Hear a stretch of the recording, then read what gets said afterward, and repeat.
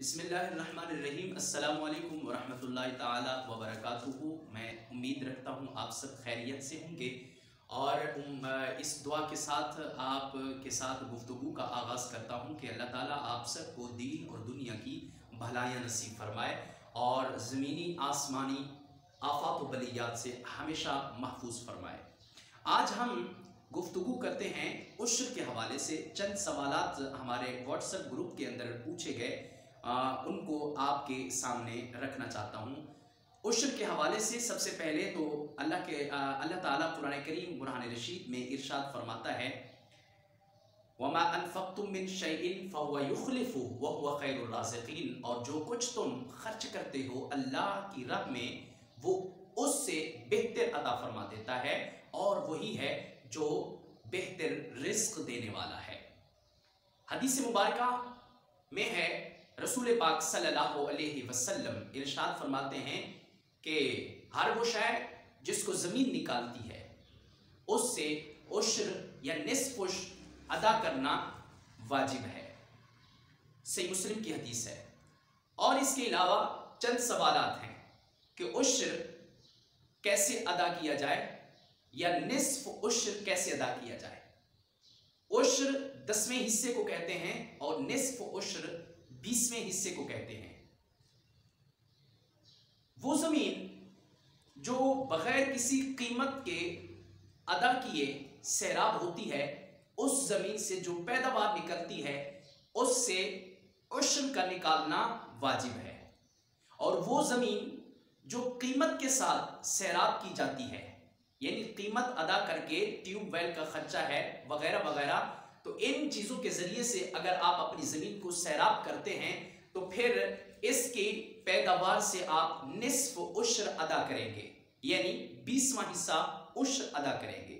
इसकी मिसाल आसान ये बताऊंगा कि अगर आपके पास गंदुम 100 मन होती है, तो अगर आपकी ज़मीन ऐसी है जिसको सैराब कीमत के साथ करते रहे तो उससे निस्फ उश्र यानी 5 मन आप गंदुम अल्लाह की राह के लिए निकालेंगे। ये आप पर वाजिब है।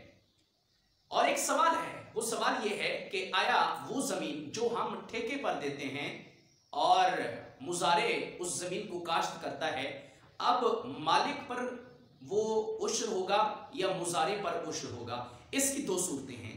एक सूरत, पहली सूरत यह है कि मालिक जब मुजारे को जमीन देता है तो उसको कहता है कि ये जमीन तुम काश्त करो, लेकिन इसका आधा हिस्सा या तीसरा हिस्सा मुझे देना है, बाकी जितनी भी पैदावार हो वो आपने रखनी है।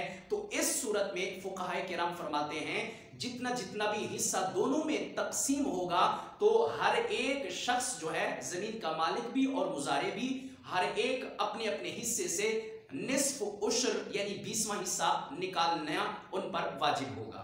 और अगर जमीन का मालिक कहता है कि ये जमीन तुम काश्त करो, फी एकड़ 50,000 मुझे देना है, तो इस सूरत में फुकाहाए किराम फरमाते हैं अब काश्त करने वाले पर निस्फ उश्र होगा, जमीन के मालिक पर नहीं होगा। और एक और सवाल जो पूछा जाता है, वो सवाल यानी दूसरा सवाल ये है कि एक शख्स कर्जदार है और उसी ने जमीन काश्त भी की और पैदावार भी उसने उठाई है, यानी गंदुम उसके पास है, तो अब वो भी उश्र देगा? जी हाँ। इससे कर्जदार जो है उसके लिए किसी किस्म की कोई तखफीफ नहीं है। अगर उसने काश्त जमीन काश्त की है और पैदावार उसको हासिल हुई है तो उस पैदावार से वो निस्फ उश्र जरूर निकालेगा।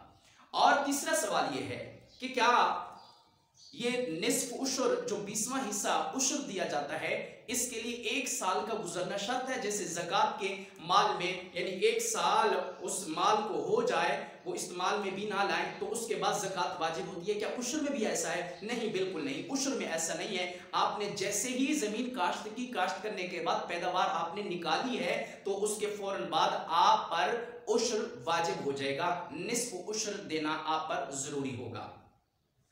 एक और सवाल कि वो लोग जो जमीन के, यानी ऐसे लोग, वो सवाल किया गया कि हम जमीन की पैदावार से टोटल में से हम उसमें से सबसे पहले उश्र निकालेंगे या वो अखराजात निकाले फिर उश्र निकालेंगे? तो इसका सिंपल सा जवाब यह है कि आपने जब पैदावार लेनी है, यानी गंदुम आपने काटी, गंदुम काटने के बाद उसके बाद आप गंदुम घर में लेके आए, तो उसके बाद आपने थ्रेशर वाले को भी देना है और आपने मजदूरों को भी देना है, आपने खाद स्प्रे वालों को भी देना है, ट्यूबवेल वालों को भी देना है।